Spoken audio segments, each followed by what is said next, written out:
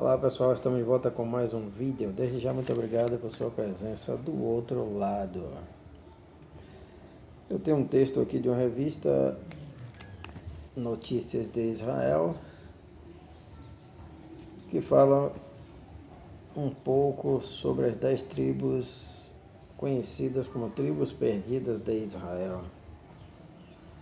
Ok? E o título diz: as 10 tribos perdidas, entre aspas, não se perderam. E é isto que vamos ver aqui no decorrer desta leitura.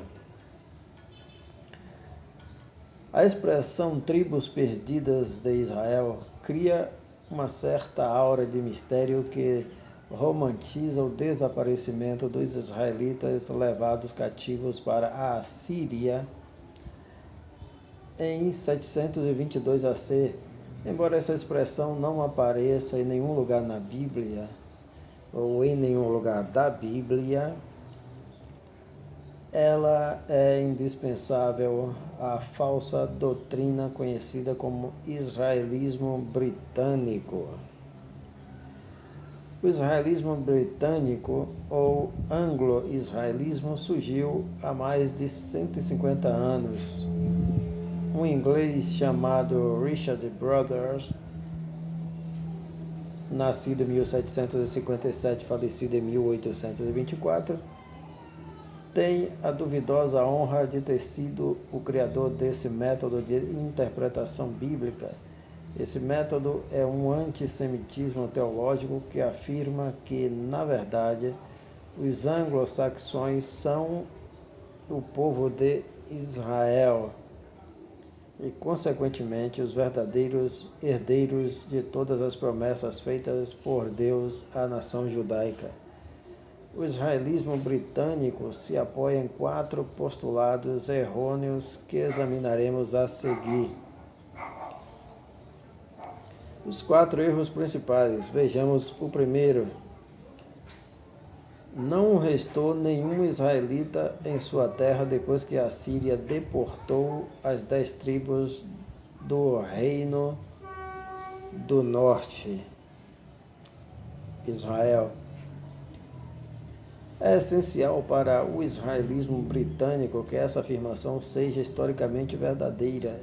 É necessário também que nenhum israelita tenha se misturado depois disso com os habitantes de Judá ou retornado para o Reino do Sul. Partindo dessa premissa, o defensor do anglo-israelismo, Herbert Armstrong, nascido em 1892, falecido em 1986, afirmou o seguinte: quando o Reino do Sul, Judá, foi levado para o cativeiro por Nabucodonosor da Babilônia, os assírios tinham migrado para o noroeste e as 10 tribos foram com eles, totalmente perdidas. Elas se foram completamente, foram perdidas de vista. E ele repete: a casa de Israel não voltou para a Palestina com os judeus na época de Esdras e Neemias, como alguns erroneamente acreditam. Com o declínio do Império Assírio, segundo Armstrong, as 10 tribos começaram a vagar em direção ao oeste, percorreram o norte da Europa e acabaram perdendo sua identidade. Mais tarde, elas deram origem aos Sacs ou Citas, que subsequentemente se deslocaram por toda a Europa e acabaram invadindo a Inglaterra como o povo saxão. Então, este é o primeiro erro. O segundo erro diz o seguinte: os britânicos são o israelítico Efraim. Os Estados Unidos mais recentes foram posteriormente criados sob o manto de Manassés, cumprindo assim a profecia de Jacó a respeito dos 2 filhos de José em Gênesis 48. Bem, nesse processo de recolocação, o trono de Davi foi supostamente transferido de Jerusalém para a Inglaterra. Armstrong endossou um conceito formulado por Hermann L. Reich. Elizabeth II, de fato, está sentada no trono do rei Davi de Israel. Ela é uma descendente direta dele, dando continuidade à dinastia de Davi, o mesmo trono em que Cristo se assentará após sua volta. Outros defensores dessa teoria identificam a Betel bíblica com Glastonbury, na Inglaterra, e Jerusalém com Edimburgo, na Escócia. Erro número 3. Israel, as 10 tribos do norte, estão para sempre dissociadas da casa de Judá, dos judeus, que foi deixada debaixo de uma maldição permanente. Essa afirmação emana da ideia de que foram Judá e Levi que condenaram a Cristo à morte, dizendo: caia sobre nós o seu sangue, sobre nossos filhos. Mateus 27, 25. Por essa razão, dizem os defensores do israelismo britânico, os termos Israel e judeus ou Judá nunca são sinônimos na Bíblia. Quando a palavra Israel é usada, ela sempre se refere às 10 tribos do norte. Judeus ou Judá são reservados exclusivamente para as tribos do sul. Erro número 4. Todas as promessas divinas feitas a Israel se cumprem nas bênçãos derramadas sobre a Inglaterra e os Estados Unidos, que prepararão o reino e o entregarão a Jesus Cristo. O ocupante do trono da Inglaterra cederá a autoridade a Cristo, completando assim o processo de restauração de Israel. Vá vendo. A verdade bíblica. Para começo de conversa, Israel nunca se perdeu. Certamente o povo judeu andou errante por toda a face da terra e evidências de sua religião e cultura foram deixadas por toda parte e ainda permanecem. Entretanto, citar essas evidências como confirmação da hipótese anglo-israelense é um absurdo. As escrituras e registros históricos paralelos confirmam extensamente que a maior parte da população das tribos do norte nunca saiu de Israel. Efraim e Manassés não se mudaram para a Inglaterra e os Estados Unidos. Porções das tribos do norte foram assimiladas por Judá, e Israel e Judá acabaram se fundindo numa única entidade nacional. Nem toda a população de Israel foi levada cativa.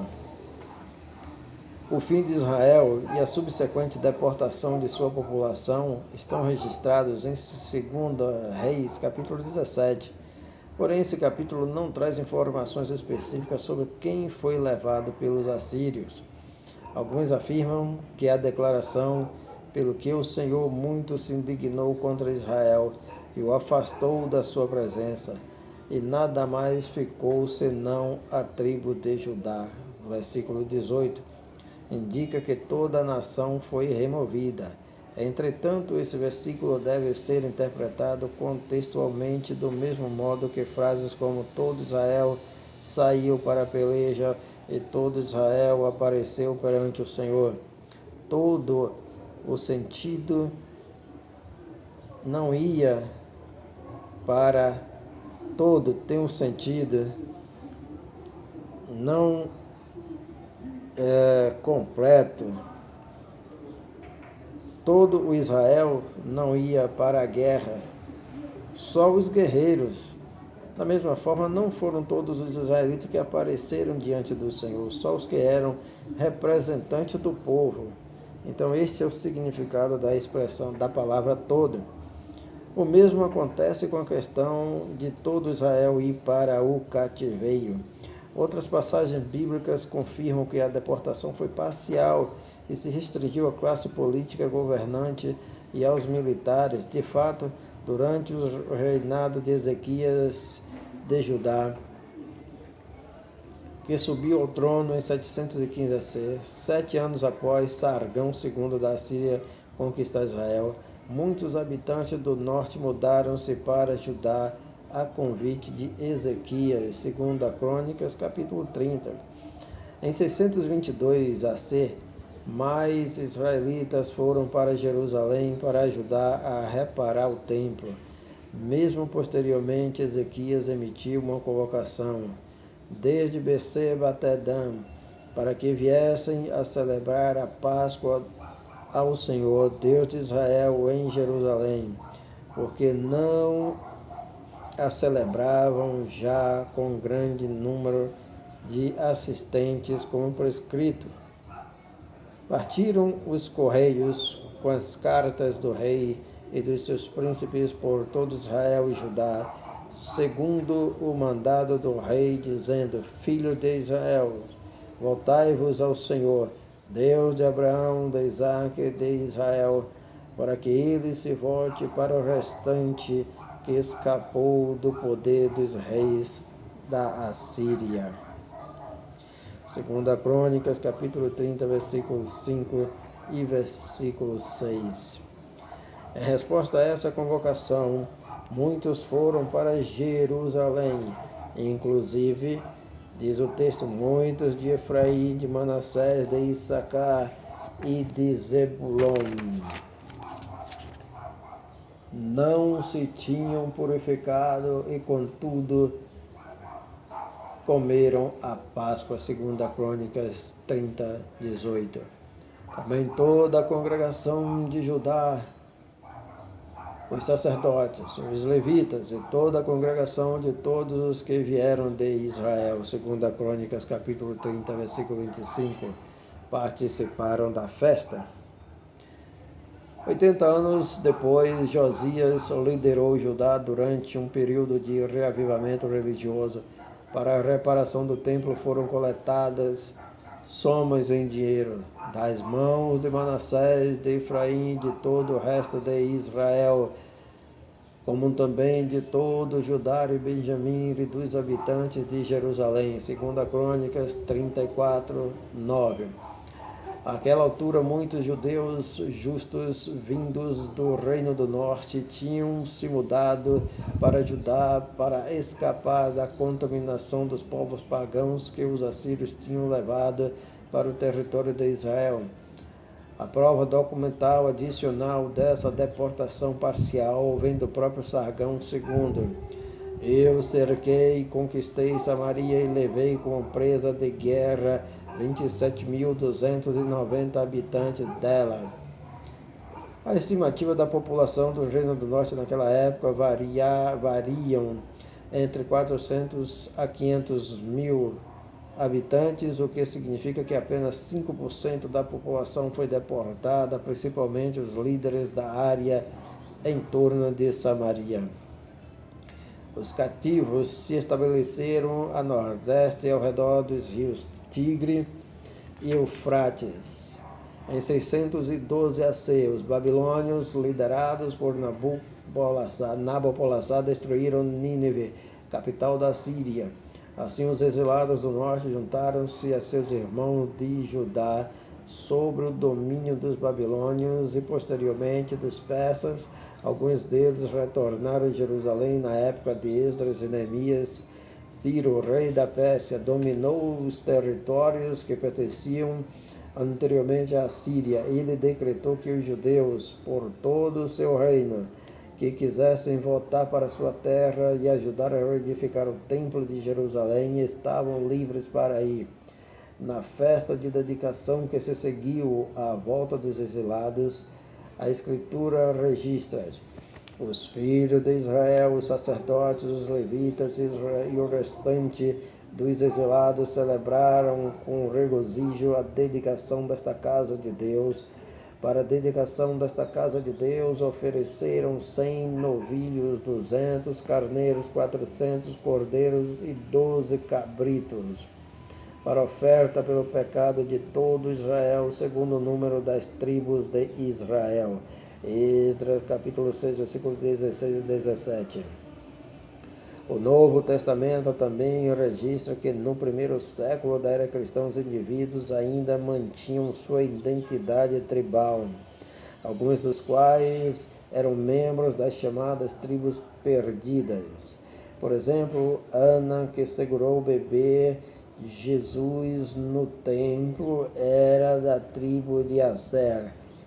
Isso está registrado em Lucas, capítulo 2, versículo 36. Inquestionavelmente, Israel permaneceu na região de sua herança, sem um êxodo maciço e misterioso para a Europa. Termos sinônimos. Com o cativeiro babilônico, dissolveu-se a dupla identidade nacional de Israel. O reino dividido cessou de existir. Israel e Judá tornaram-se termos sinônimos frequentemente usados para identificar todos os judeus. O israelismo britânico nega veementemente esse fato indiscutível porque todo o seu sistema de interpretação depende desse ponto. Em seu livro Império das Seitas, Stuart Martin expôs completamente essa falácia. Após o cativeiro babilônico, do qual os judeus retornaram, Esdras chama o remanescente pelo nome de judeus 9 vezes e pelo nome de Israel 40 vezes. Neemias registra 11 vezes que eles são judeus e os chama de Israel 22 vezes. O Novo Testamento não é menos enfático. No Pentecostes, Pedro dirigiu-se a toda a casa de Israel. Atos 2,36.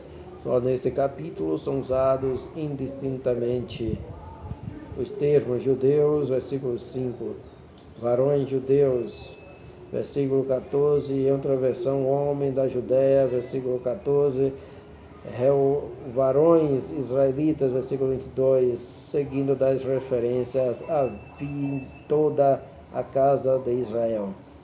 Mais tarde, referindo-se a seus irmãos judeus, o apóstolo Paulo falou sobre uma promessa comum e uma comum esperança, a qual nas nossas 12 tribos, servindo a Deus fervorosamente, noite e dia, almejam alcançar. Atos 26, 7. Tiago endereçou sua epístola às 12 tribos que se encontram na dispersão. Tiago, capítulo 1, versículo 1. Stuart Martin observou ainda que o Novo Testamento usa a palavra judeu 174 vezes, os que promovem o israelismo britânico são vergonhosamente culpados de tentar manipular a Bíblia para fazer com que uma posição insustentável pareça verdadeira. Efraim e Manassés não são a Inglaterra e os Estados Unidos. Efraim e Manassés são tribos proeminentes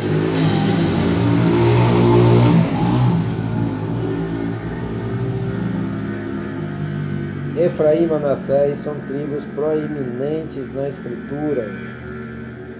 Constantemente, a Escritura relata que eles estavam em Israel com os repatriados, não em Londres ou Nova York. Enfim, é especificamente identificado e relacionado com os propósitos futuros de Deus para o povo judeu. Ezequiel 37, escrito durante o cativeiro babilônico, o profeta anteviu a união oficial de Judá e Israel. Ele foi dirigido por Deus a simbolizar esse evento, juntando 2 pedaços de madeira para Judá e para os filhos de Israel, para que se torne apenas um na tua mão. Ezequiel 37, versículos 16 e 17. Quando o povo o pressionou para que explicasse o significado do símbolo, Ezequiel disse: assim diz o Senhor Deus, eis que eu tomarei os filhos de Israel de entre as nações para onde eles foram, e os congregarei de todas as partes, os levarei para a sua própria terra, farei deles uma só nação na terra, nos montes de Israel, e um só rei será rei de todos eles. Nunca mais serão duas nações, nunca mais para o futuro se dividirão em dois reinos. O contexto não deixa dúvida de que as tribos espalhadas retornariam para o Israel do Oriente Médio. Efraim será reunido de entre as nações para onde eles foram, e os congregarei de todas as partes, e os levarei para a sua própria terra. Versículo 21. O povo que foi espalhado através da tortuosa dispersão será reunido de todas as nações e levado de volta à terra da promessa. Esse é um contraste marcante com a fantasia do anglo-israelismo, para o qual Efraim está em casa em sua terra prometida inglesa, esperando para entregar o reino. Está claro que nenhum mistério oculto esconde a verdadeira identidade da nação judaica. Todos os segmentos judaicos estão representados no povo historicamente identificado como os judeus.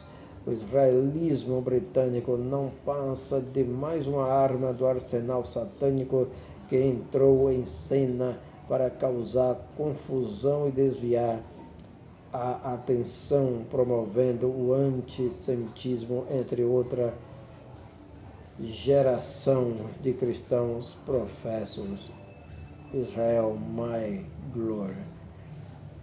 Texto de Elwood McQuaid, editor-chefe de The Friends of Israel. Muito obrigado por ter assistido até aqui esse vídeo. Bye bye.